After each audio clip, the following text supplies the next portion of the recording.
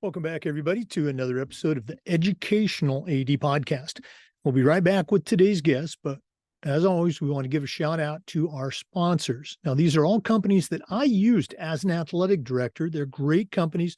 You should be using them too. So spend the next 3 minutes, take a listen to our sponsorship shout outs. We appreciate it.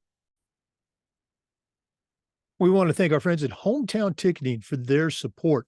Hometown is the leading digital ticketing provider to schools and colleges. It's digital ticketing that offers more support, more security, and more customization. Go to hometownticketing.com. Hometown is here to help you make the best solution for your online ticketing needs.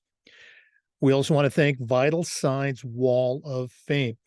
Go to their website, vitalsignswalloffame.com. Check out their interactive touchscreen video consoles.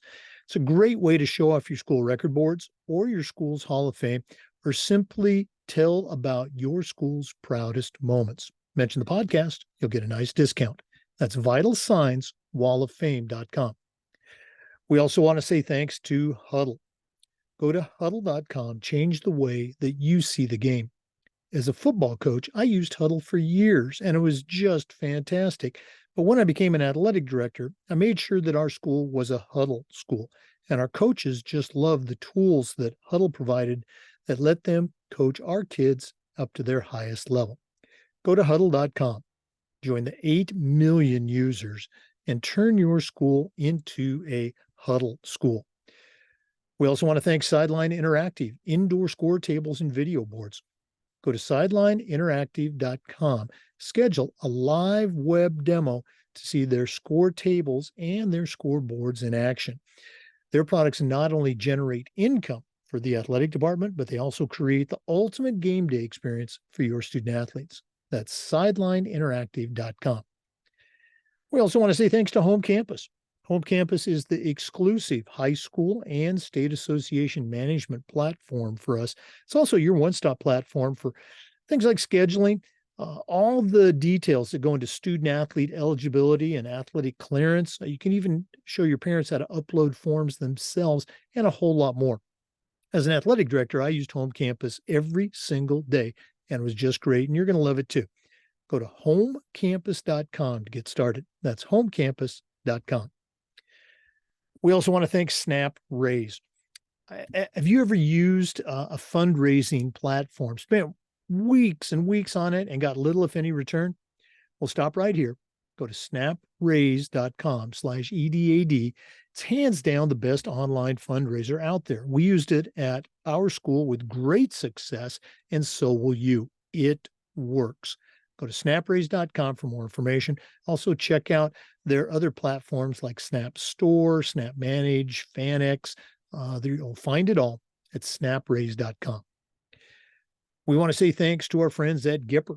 Go to gipper.com. Start creating world-class content for your school's social media channel. Your kids are on social media, and if you're not celebrating your teams and promoting your athletes, you're really missing out.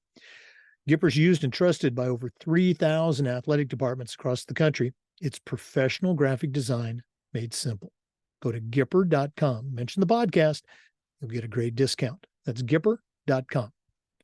And we want to say thanks to Athletic Surveys by LifeTrack. If you've never used a survey to take the pulse of your parents or your student athletes, you're really missing out. Athletic directors already hear back from the complainers, the folks who want to gripe about everything. Athletic Surveys not only connects you to that group, but they also connect you to the 98% that support your program. And that's a tremendously valuable tool to have when you're talking with a frustrated parent, or maybe your principal, or even your school board. Go to athleticsurveys.com. They're going to create a custom survey that's going to help you take your athletic program from good to great. athleticsurveys.com. Welcome back, everyone, to another episode of the Educational AD Podcast. We've got a 2-for-1 today. We've got two great guests. They are co-authors of a couple of best-selling books. We're going to dive into that during the podcast. Visiting with us today from Los Angeles, we have Heather Turgeon. She is a licensed psychotherapist, works in the area of sleep, getting a good night's sleep. And her cohort is Julie Wright out of New York. She's also a licensed psychotherapist. And they've written a couple of books. The two that we're going to talk about today, one is called Happy Sleeper, Science Behind Getting a Good Night's Sleep. And then the other one is called Generation Sleepless. And I really think you're going to see a lot of application in both books, but particularly that last one. So we'll start with Heather. Heather, welcome to the Educational Lady Podcast. Thank you for having me. And Julie, we want to welcome you all the way from New York. Thank you so much.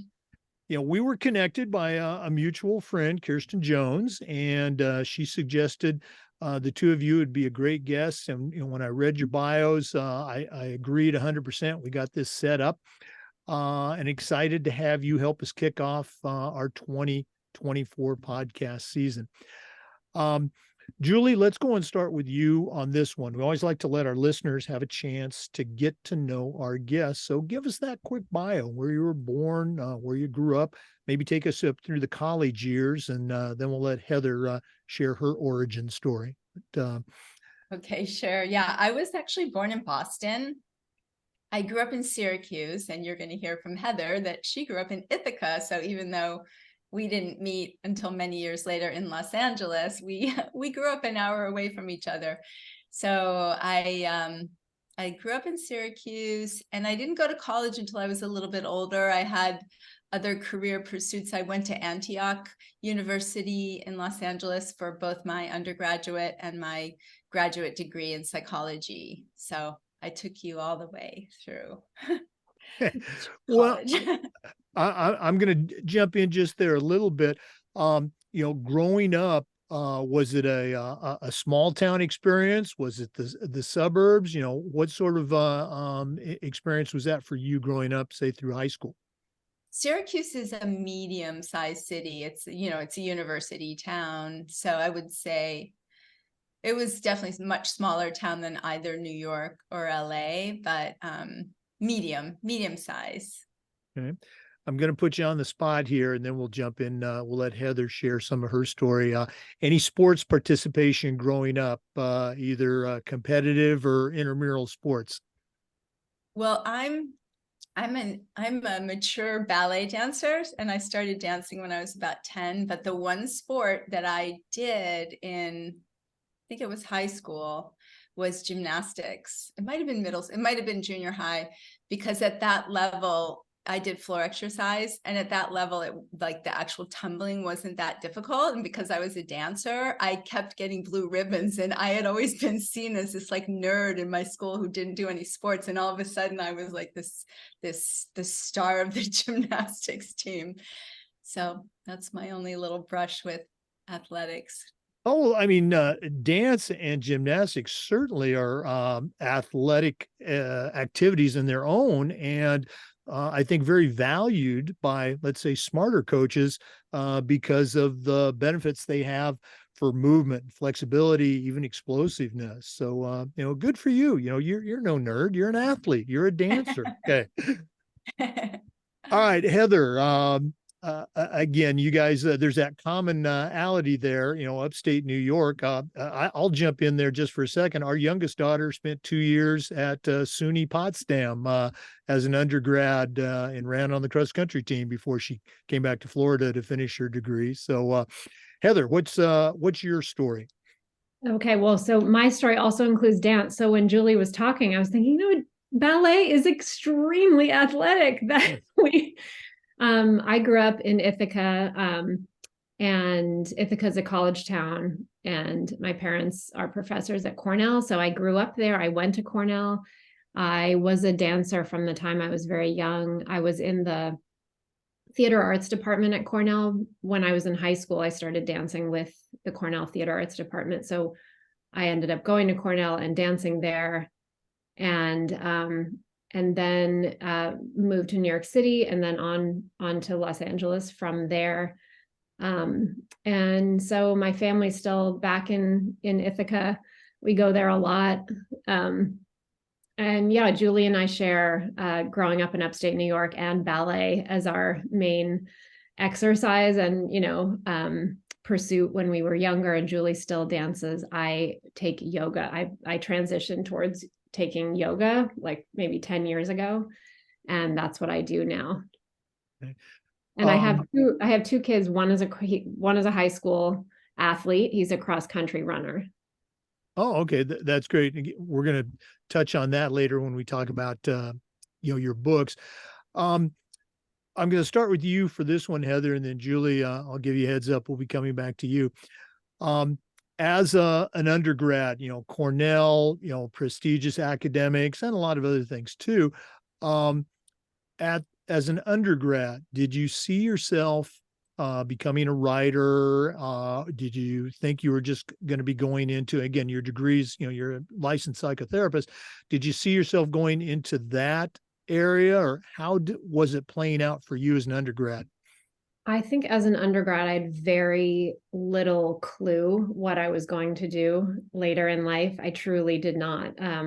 I was a psychology major. I knew I loved psychology and the brain. I was very interested in neuroscience, but not committed to, getting my PhD in neuroscience. So it was more like I took a lot of science and psychology classes, but didn't know where it would lead me.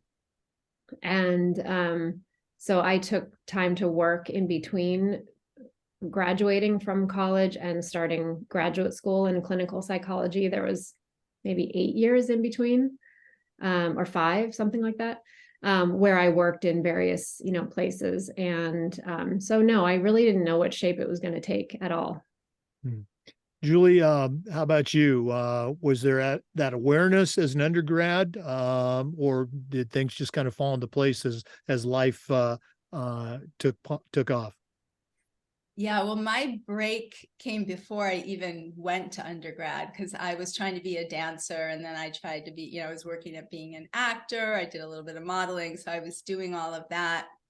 And it wasn't until a life experience gave me, the opportunity to have therapy myself, that I just kind of fell in love with this idea of becoming a therapist. It really interested me. And I had never, up until that point, found anything other than dance that I really loved. So when I went to undergrad, that was my goal. So I went to undergrad and grad school with the goal of becoming a clinical psychologist. I mean, studying clinical psychology and becoming a therapist.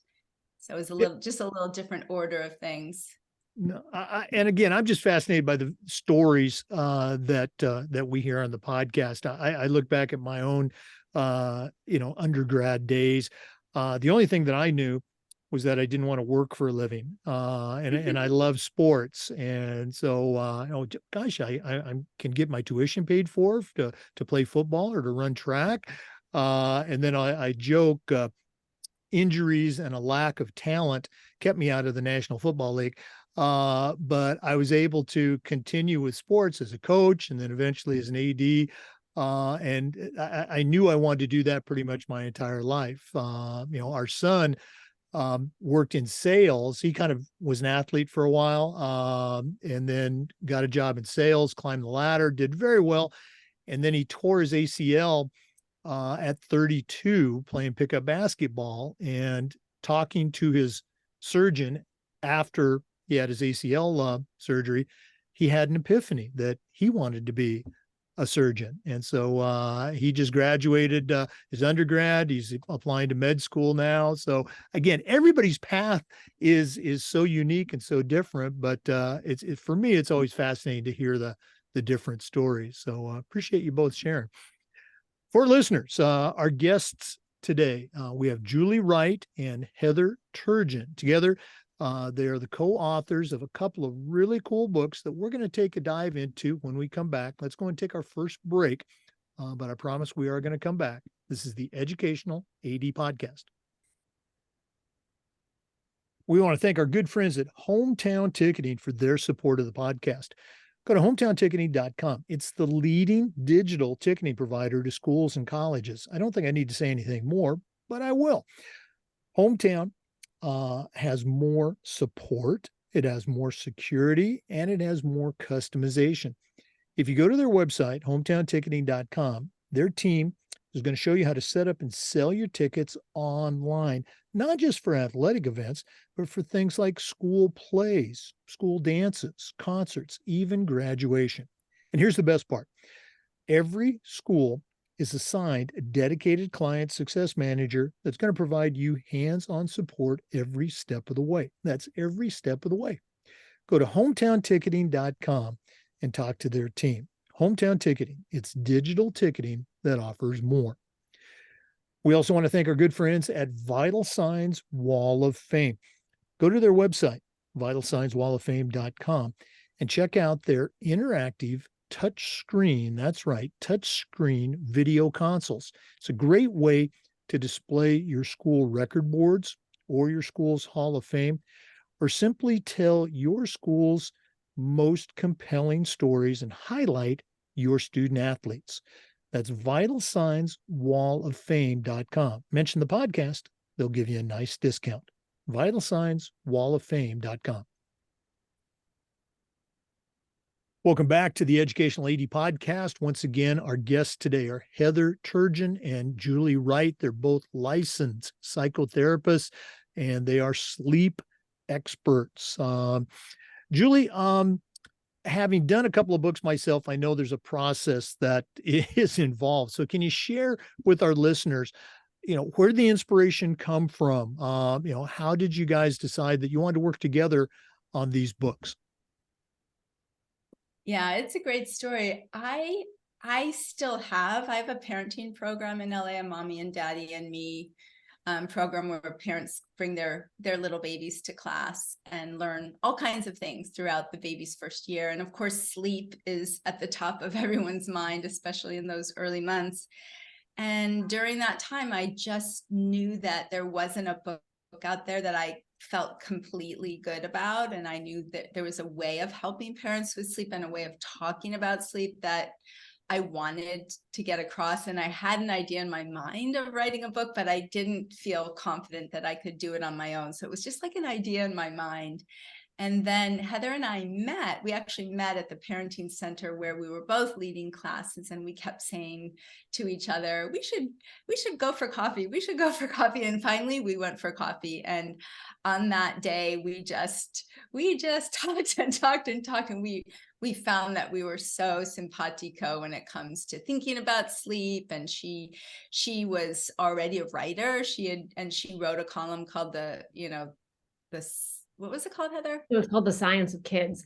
The Science of Kids. I knew it was the science of something. So her expertise was taking science and making it palatable and making it accessible and making it fun to read about. So we pretty quickly, that's when we met, and we pretty quickly decided that we were going to try to write a book. And we had no idea what we were doing, how the book would do. We had no idea what would happen, but we had an idea and we had a mission, and we found out pretty quickly that we really loved working together. So that's how we got started. Yeah, it's so great to find someone like that in the profession that, you think alike, you kind of have the same goals. Heather, once y'all had made that decision, hey, we're going to do this, what were some of those logistical things as far as, finding a publisher and, getting the word out there? You knew you had a message. Now, how are you going to get it out there? Yeah, so thankfully, because I was a writer at the time, my editor had a connection to an agent.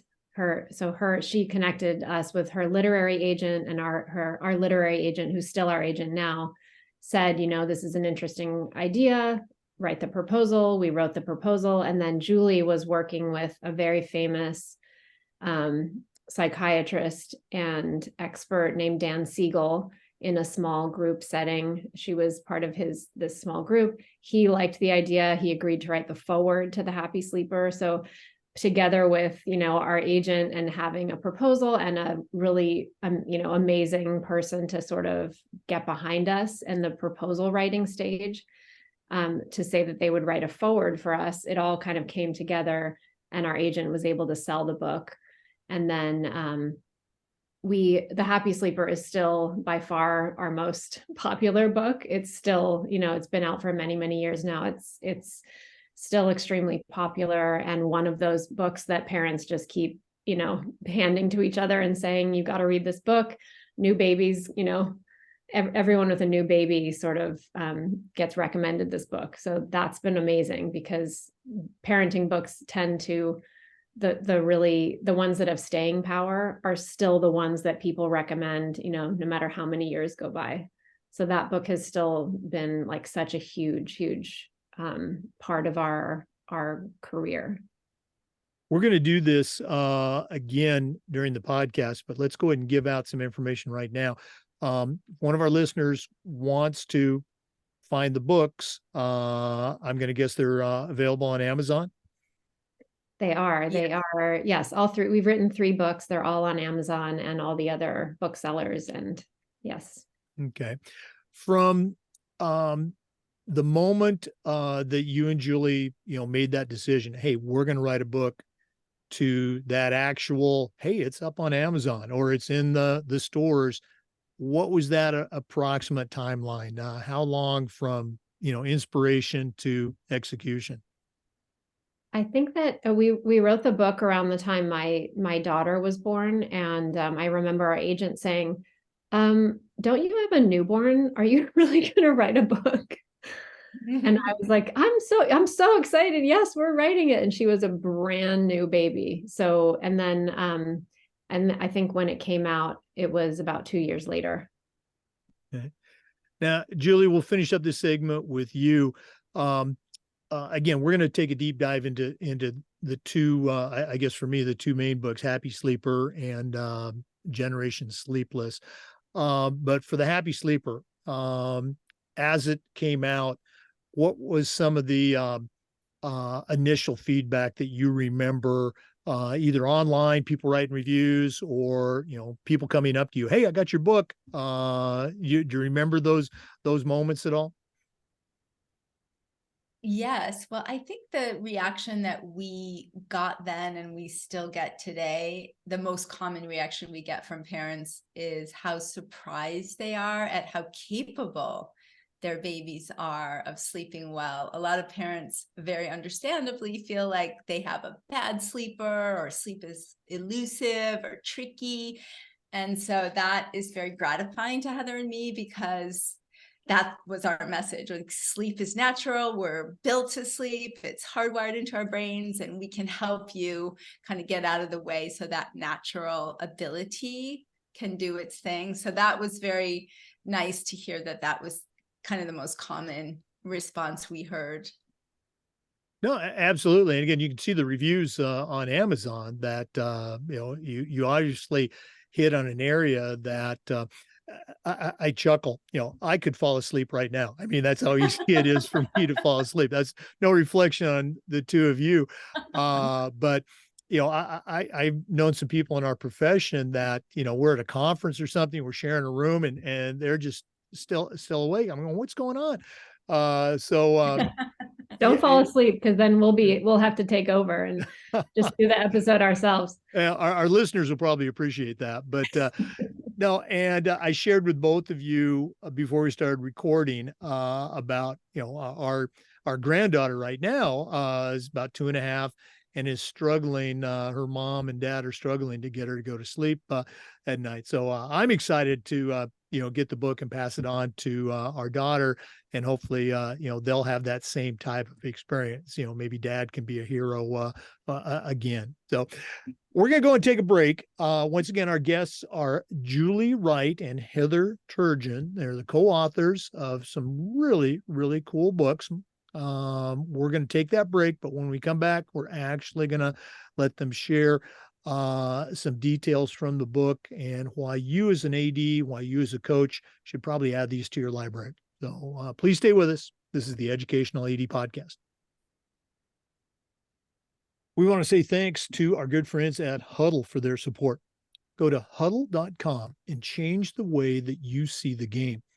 As a football coach, I used Huddle for years, but when I became an athletic director, I made sure that our school was a huddle school, and our coaches, all the coaches, just loved the tools that Huddle provided that helped them coach our kids up to their highest level. Go to huddle.com, join the 8 million users, and turn your school into a huddle school.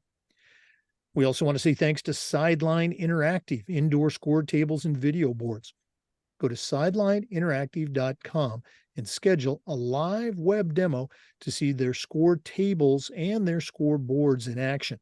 Their products not only generate income for your athletic department, but they also create the ultimate game day experience for your student athletes. We've got a Sideline Interactive indoor score table in our gym, probably one of the best purchases I ever made. We use it for home games, of course, but we also use it for pep rallies, for signing ceremonies. Their products are tremendously versatile, and their customer service is just outstanding. Go to sidelineinteractive.com, schedule that live web demo today. And we want to say thanks to Home Campus, the official and exclusive high school and state association management platform. Home Campus should be your one-stop platform for things like schedules, athletic clearance and student eligibility, coach tracking, and a whole lot more. As a high school athletic director, I used Home Campus every single day, and it was just fantastic. And to get started, all you have to do is go to homecampus.com. That's homecampus.com. You'll be glad you did. Welcome back, everyone. Once again, we're visiting today with Julie Wright and Heather Turgeon, the co-authors of a couple of books. The first one we're going to take a dive into is called Happy Sleeper. So the book talks about, I'm going to be very general here, how parents can get their young children, and I think you take it up to the teen years, to get a good night's sleep. I can remember our own adventures with our first, second, and then our third child, and they all had different sleep habits. Obviously, this was over 30 years ago, but what are some things that you can share with our listeners about, why this book is important? And again, the subtitle of the book is A Science-Based Guide to a Good Night's Sleep. So I'm going to let you guys decide who goes first on this one. The Happy Sleeper was really written because there's a dilemma that a lot of parents feel around sleep, which is that they want to be responsive. They want to have a strong, secure attachment to their baby and their young child. And they also are being told sleep is important. They're getting conflicting messages about sleep. Some people will say you should, respond to your baby. You should practice attachment parenting. Your baby needs to know you're there, contact, all that stuff. And then somebody else will say, it's important to be really strict with sleep and shut the door and don't go in and let them cry it out. Basically, parents end up getting really conflicting, polarized messages about sleep, and they have been for so long. And we wrote the book to help them come together in this message to a middle ground, because we don't think that you have to choose between getting a good night's sleep and having a secure attachment with your baby. It just doesn't make any sense. Attachment is natural, sleep is natural. You don't have to sacrifice either one of those. And so the book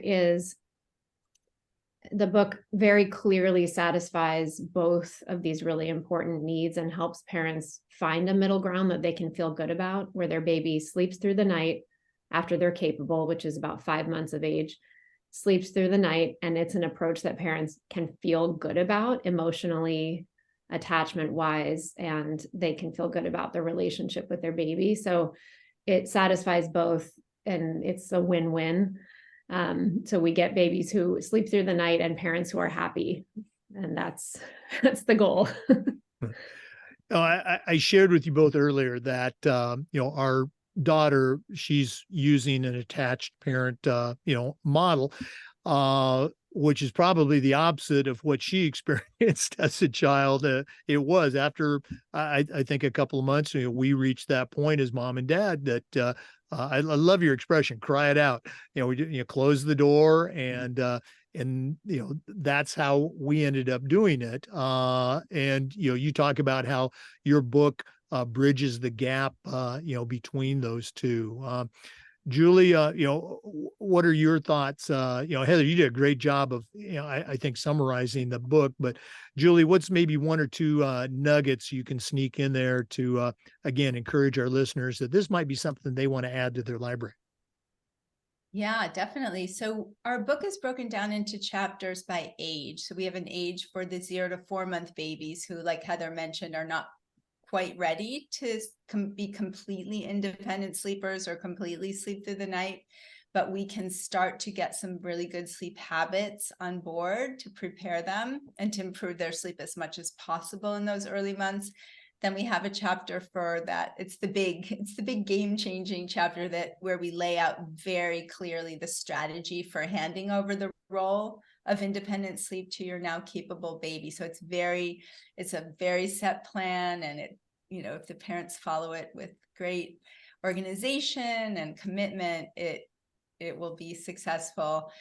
And then we have the next chapter is for little ones who are no longer in the crib. We call it 2 to 6 years, but it depends. If they're still in the crib at 2, you'd still be in the other chapter. But that chapter, we're using the same philosophy and the same overarching way of thinking about sleep, but now we've got little ones who are verbal and mobile and clever and resist bedtime. So we have slightly different strategies, but with the same philosophy and the same goal in mind. So we want parents to be able to maintain their child's potential for good sleep, which we have yet to meet a little one who can't sleep really well over the course of those early years. And we have a lot of information about, troubleshooting, what to do with this situation, what if they're sick, what if I have twins. So the book really does cover a lot of ground, but it's very organized. So it's helpful. We also have on our website, which is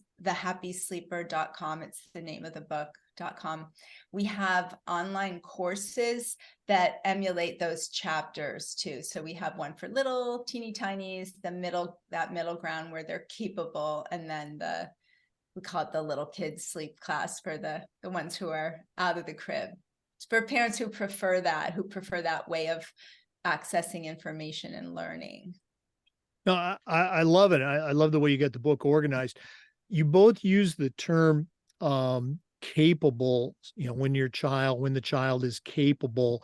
I'm going to guess that is not a hard and fast age. It's different maybe for each kid. Is that true? It's actually not so different. The thing that makes it different is maybe if babies are born prematurely, that would be something we take into consideration. But sleep is something that comes online. Sleeping through the night just requires that babies be able to self-soothe, meaning just that they can move their hands and put their hands in their mouth, or maybe roll to their side or kick their legs up and down, that they have the ability, some form of motor skill or just neurological maturity, that they can self-soothe. They don't need us to do all that bouncing and rocking. They don't need the external soothing as much. And that's we feel very confident by 5 months that babies have that ability. They also need a mature internal clock, which comes online around 5 months. And so at 5 months, they have those two things, the mature internal clock and the self-soothing capability to be able to sleep through the night. And 5 months is actually a pretty conservative age. We've met babies younger than that. But we like to keep it at 5 months because we feel really confident about that age. Again, unless a baby is premature, then we adjust for that. But it's pretty universal because sleep is so hardwired and so biologically driven. It's so natural. So again, I just find the whole subject fascinating, and I like the part that you talked about where it's science based. The research that you have done, bears itself out. A lot of times it's, just an average person who has an interest in something. You guys are both, licensed psychotherapists. This is kind of your stock and trade. And, you've done the research for this particular book. Very cool stuff. Let's go and take a break. And then when we come back, I want you to talk about your other book, Generation Sleepless, which I think our athletic directors and coaches listening are really going to find that it applies to the group of student athletes or the group of students that they deal with. So let's go and take another break. Once again, our guests are Julie Wright and Heather Turgeon, the authors of a couple of great books on sleep and why you as an athletic director should add them to your library. So let's take that break. This is the Educational AD Podcast. We want to say thanks to our good friends at Snap Mobile. That's the parent company. Snap Raise is the platform. Have you ever spent days and weeks with a fundraiser and got little, if any, return? You need to stop right there and go to snapraise.com. Hands down, it's the best online fundraiser out there. We used it at our school with our teams with great success. The coaches loved it. The parents loved it. Our CFO loved it. And it flat out works. They even have a program where they will give you your funding up front before you actually start your fundraiser. Nobody else does that. While you're at the website, check out their other platforms like Snap Manage, Snap Store. They've got a really cool one called FanX. You'll find it all at snapraise.com. That's snapraise.com. We also want to thank Gipper. Go to gipper.com and start creating world-class marketing content for your school's social media channel. Your students are on social media, and if you're not promoting your athletes and celebrating your team's accomplishments, you're really missing out on a great opportunity. Go to Gipper.com. It's used and trusted by over 3,000 athletic programs, both high school and college across the country. It's professional graphic design made simple. How simple? Well, it's so simple, even I can do it. That's Gipper.com. Mention the podcast, and you'll get a nice discount. Gipper.com. Hey, welcome back, everybody, to the Educational AD Podcast. Julie, I'm going to have you start off on this one. Your other book that we're going to talk about today, because you've written, you and Heather have written a couple, is called Generation Sleepless. Now, I remember as a much younger coach, let's say back in the late 90s, where our administration was presenting to our faculty. We were a private school, very successful academic athletic school, about this epidemic of high school and middle school students who weren't getting enough sleep. Early start times for the schools. Even back then, social media and the internet and all that was taking off, and the kids just weren't getting enough sleep. So it's not anything new. But the book that you have written talks about, kind of the hows and the whys, but much more important, some solutions that I think our athletic directors and our coaches need to hear about. So talk a little bit about the book. Again, talk about the why, but maybe talk about the execution, the how. How do we deal with this? Yes. So Heather and I obviously have worked with a lot of families with babies and young children. And as the years went on, and as some of our little happy sleepers started to grow up, it became more and more obvious to us what you knew back in the 90s, which is incredible, which is that there is a very extreme sleep crisis among teenagers. And it's only gotten worse since then, since the 90s. The amount of sleep that teens get keeps going down, and definitely the advent of social media contributed to that. But you're absolutely right. We call it the perfect storm. It's the first thing we always talk about is the natural shift in teens' biological clock. They just don't get sleepy as early in the evening. They get sleepy about 2 hours later, which means they need to sleep about 2 hours later in the morning. We have technology. We have way too much homework in most cases. students are just overloaded with ridiculous, nonsensical amounts of homework. We have too many activities, which sometimes, of course, does include sports, because, there's just not enough hours in the day. So they might have practice, they might be in a theater group, they might be in a musical group, but a lot of this also is geared toward preparing for college admissions, and all of the pressure that is also in our minds too much. It's just too much pressure to try to do all this work when you're in high school to get ready to apply for college. So you have all these things pushing bedtime later and later and later in the evening. Social media takes that and runs with it. And then you have, as you mentioned, too early school start times crunching sleep on the other side. So it's mathematically impossible. Our teenagers in general are getting about 6 hours of sleep a night when they actually need 9. So their sleep debt is incredible. And as we all know, what you do hear a lot more about these days is the teen mental health crisis. So we really want to bring it to the fore that this is no coincidence. These two things are not there, together by coincidence. The lack of sleep is a huge contributor to declining mental health, whether it be anxiety, depression, suicidality. All of that comes with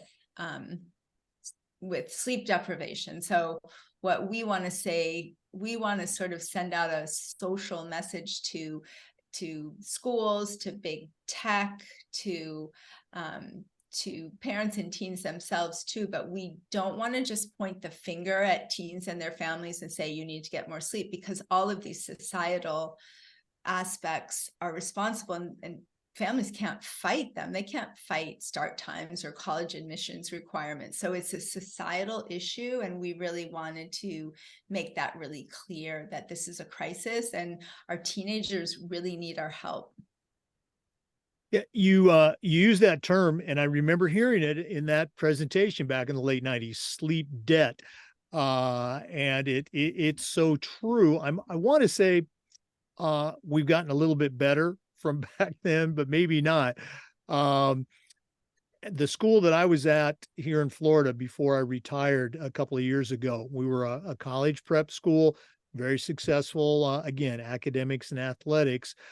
We had probably 75% of our kids at the high school level were involved in at least one competitive sport, which means, practices until 5:30 or 6 o'clock, games sometimes not getting over till 9:15, 9:30 at night, a couple nights a week, plus academics, plus many of them were involved in clubs and activities and even things on the weekends. And oh, by the way, they had a family life too.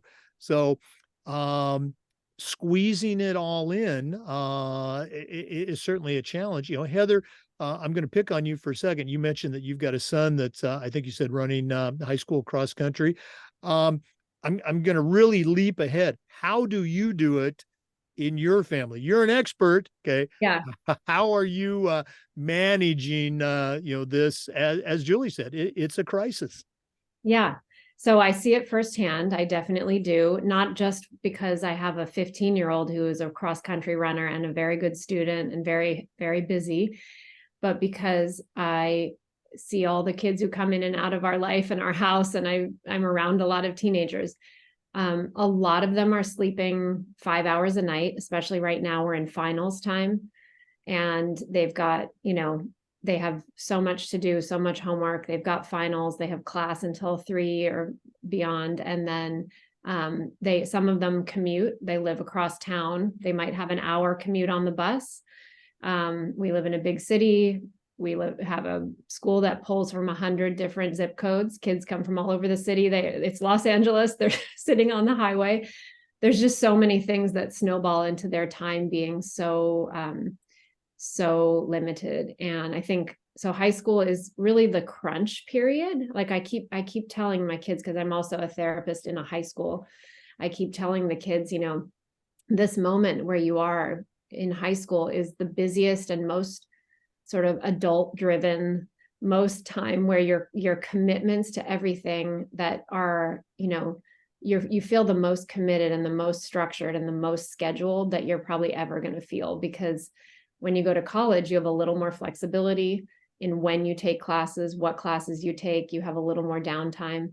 High schoolers right now have almost no say in anything they do because, you know, everything is sort of dictated for them. So it starts to feel very out of control. But, you know, in our house, we have a really clear, first of all, I recommend that my son plays, you know, one sport and has maybe one other activity. So I think for families to pick and choose and not overcommit and just pick the things they really love and let go of some things is a good idea. We try to have a good wind down time, and it's very understood what time we turn technology off. You know, wind down time in our house is an hour before bedtime. And so phones go in the kitchen. We don't bring our phones into the bedroom. We, you know, we allow ourselves to have a full hour of wind down time where you're not playing a video game. You're trying not to study right before, you're not on social media. You're not checking, you know, you're not scrolling TikTok. You have a bedtime routine and you go to bed at the same time, more or less every night. So we have, you know, we do our best to maintain those habits. My son gets probably 8.5 to 9 hours of sleep, but he's very rare. Only about 5% of high schoolers are getting the optimal amount of sleep. That means 95% of them are not getting enough sleep. It's just, you know, so we try to get kids to, you know, we try to get them to aim for 8 hours because that's the adequate amount. Under 8 hours, we start to see a lot of negative effects on their mental health and their physical health. So 8 hours, even though it's not quite optimal, it is adequate. And that's realistic for a lot of teens, you know, to get an average of 8 hours a night. But it's hard. Now, you mentioned something that I think is, I'm going to guess, challenging for some parents to do. You said in your house, you know, the phone does not go into the bedroom at night. And I remember as an athletic director, we had a parent meeting, and I didn't think of it. One of our coaches brought it up, and the looks that our parents gave that coach, like, how can we do this? Can you tell our kids that they can't take their phones? And and I don't want to throw our parents under the bus, but they just, in that moment, they seemed powerless to be the parent. Do you find that, is that strange for me to say that? Do you find that common to some of the parents you deal with? What do you think about that? Oh, yeah, that's universal. But we have lots of ideas for how to talk about it with parents and with teenagers. We like parents to think about how they model their use of devices. That's probably the most important thing they do. We talk about not being afraid of your kid. You know, we all know that our kids are not gonna, run away from home because we set new limits. If your child is still younger, this is a good time to take note of not letting go of those rules and habits. Like Heather's a great example of that. Her son still loves her, if that ship has already sailed. We also talk a lot about how to talk to teenagers about sleep, because they're not little kids anymore. We can't just say, we got to get this little one to bed earlier. We can't just say to our teenager, you need to go to bed earlier. We know that will backfire. So we need to teach them about sleep and be curious about what in their life, something that they care about, is impacted by sleep, and help them start to learn about sleep so that they become self-motivated to want to get more sleep. That's the very best route to talking to your teenager about anything, but certainly to talking to them about sleep, is to have it be a conversation and a curiosity about what makes them tick and what they want. So it doesn't feel like you're the parent talking to a little 5-year-old. So we also propose lots of ways that teenagers can take baby steps toward getting more sleep and start to experience feeling better. We have a sleep challenge in our book that teams or families or groups of kids can try for a 2-week period and sort of track the changes to their sleep. I also really love to help teenagers think about technology in a way of, and this is not just our idea, that there are movements all over the world trying to challenge tech companies into being more responsible about their design.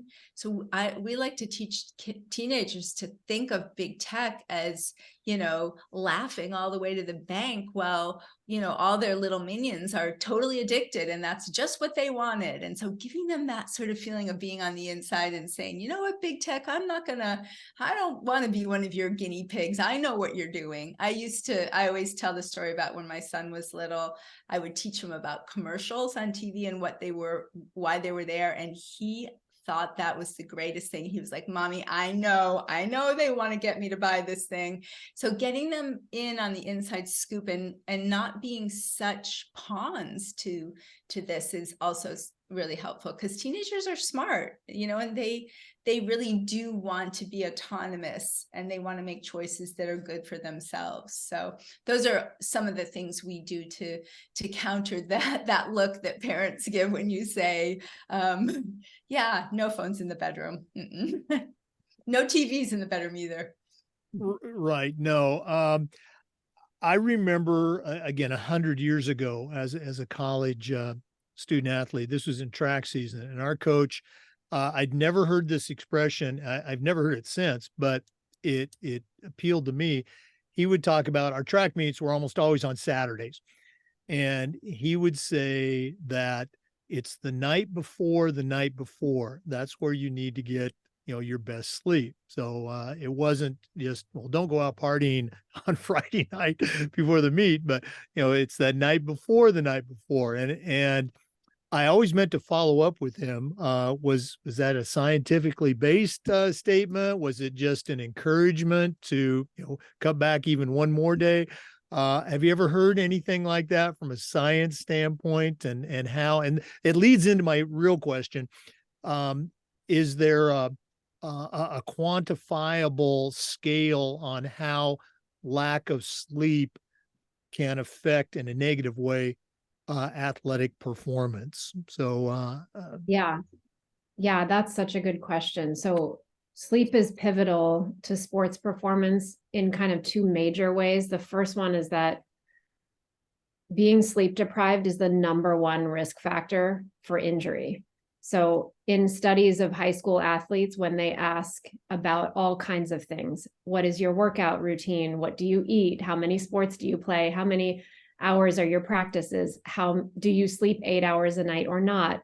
Blah, blah, blah, blah. The number one factor that determines their risk of injury is, do they sleep 8 hours a night or not? And so there are lots of reasons for that. First of all, when you're sleep deprived, your decision making is slightly impaired and you're a little bit slower at decision making. So if you imagine yourself on the field having to make all these sort of micro decisions throughout the course of a game, you might put your foot down wrong, you might not get out of the way, in time, you might make kind of like in-game decisions that are not quite as sharp, and therefore put yourself at risk of, stepping in the wrong way or getting hit, or so it puts you at risk of injury in that way. It's also not giving you enough time to repair at night, to repair tissue and muscle, because during sleep is when we secrete the most growth hormone, and growth hormone is essential to keeping our muscles and joints and so forth strong. In fact, that's one of the things that I have felt really impacts athletes, clearly affects it clearly gets them thinking, is that I tell them, if you go to bed at 10 every night, then between 10 and 12 is going to be when you get the most growth hormone pulse of any other time during the day. So going to bed at 10 will get you the most growth hormone. And teenagers it's important to them. They like to hear this. So if you're a parent or an athletic director, talking to kids about the importance of getting that very strong pulse of growth hormone early in the night, it's between 10 and 12. That will make you grow, it will make you stronger, it will make you less likely to get injured. If you miss that window and you stay up till 1 a.m, you're missing out on the most growth hormone that your body will possibly produce. And kids don't like that idea. They really do get it. They really do want to, protect their bodies. They care about their physical health. And if they're competitive, then they really are convinced by that fact. So that's sort of like one bucket of why sleep is so important to sports. But the other one is the performance. There's a lot of research with swimmers, with basketball players, their free throw percentages go up, their 3-point percentages go up. Swimmers' reaction times, lap times go down when they sleep really well. There's been a lot of research on college athletes, especially at Stanford, because Stanford has a big sleep lab. And they also have, a lot of sports teams to experiment on. So they experiment with their athletes, and the sleep lab at Stanford, the research program has really shown that no matter what sport you're playing, if it's tennis, serving accuracy will improve when you're sleeping well and regularly. So there's just no doubt that sleep should be part of athletic training. It should not be thought of as getting in the way of athletic training. Oh no, absolutely. And I think coaches and athletic directors are going to agree with that 100%. This is the challenge, and this is why I invited both of you on. There's not a coach in America that would not agree with what you just said. And the same thing applies to mental performance training, intentional thinking. There's the same thing applies to nutrition. You have to put the right fuel in your machine. As a health teacher, I preach that for my career. But it's that coach, and I'm going to point my finger at the coach right now. Coach is listening, giving up some of that practice time okay, we're going to take 5 minutes away from our free throw practice, and we're going to talk about, incorporating sleep into our practice routine and why it's important. So that's the challenge. That's why I'm so glad that both of you came on today to share with athletic directors and our coaches who are listening that, this isn't an afterthought. This is a real thing. This is, it's one of those things that when you look at successful programs, whether it's high school or college, they are doing all those right things. They're eating right. They're focusing on mental performance as well as physical, and they're letting their bodies rest and recover and get enough sleep. Julie, I saw you nodding your head as Heather was sharing. Anything more you want to share on this particular topic? Let me see. Well, I was just thinking about describing how the first half of our book lays out the issues and the science behind them, and then the second half of the book is practical. So the second half of the book has chapters about communication, like I was talking about, how to be empathic and lead with empathy when you talk to your teenagers so that they will be able to take in the information that you want to give them. And then we lay out, the sleep challenge and the habits of healthy sleepers. So I was just thinking about that, the way that the book is structured and why people like it, because the first chapters are very interesting as far as the science goes. So it's compelling. It's a compelling story. But absolutely. And again, in our my arena, high school sports, we know that the vast majority of our kids that we come in contact with, they're not going to college to do sports. They're not going pro, but they've got the rest of their lives to be happy and functional, whatever they're going to do. And yeah, you need to have proper sleep, the right amount of sleep to do that, and hopefully go out and enjoy whatever sports or activities, maybe ballet, that you still want to do when you're no longer, let's say, a competitive athlete. Great stuff. Once again, the books, Happy Sleeper and Generation Sleepless, they're available everywhere. Of course, they're available on Amazon. Both of you are professionals in your own right. If one of our listeners wanted to reach out and pick your brain a little bit, Heather, what's the easiest way that one of our listeners could get a hold of you? Everything we do is at thehappysleeper.com. So if people are interested in, having us come to talk to their sports program or their school, we love to talk to kids themselves. So it's really, we do a lot of work inside high schools. And we also have, like Julie mentioned, our online classes. All of it is on the Happy Sleeper. So we love to hear from people there. And also social media, we're at the Happy Sleeper. Okay, so it's happysleeper.com for the website, and on social media as well. Yeah, it's actually thehappysleeper.com. Okay, thehappysleeper.com. I want to make sure we get that right. And athletic directors, executive directors of state associations, if you're looking for a great presentation for your state conference or even a workshop, we've got our national conference each year. Reach out to Heather and Julie. I think they'd be a great addition to any program. Heather Turgeon and Julie Wright, thanks so much for spending some time with our listeners today, and all the best moving forward in 2024. Thank you for having us. Yeah, it was such a pleasure. All right. Well, you guys have just been great. We appreciate you sharing with our listeners. Speaking of our listeners, we appreciate you tuning in, and we do this just about every day, and we upload the Zoom recordings to the Educational AD Podcast YouTube channel. Come back next time for another great interview, and like I said, just about every day for new content on the Educational AD Podcast. We'll see you next time.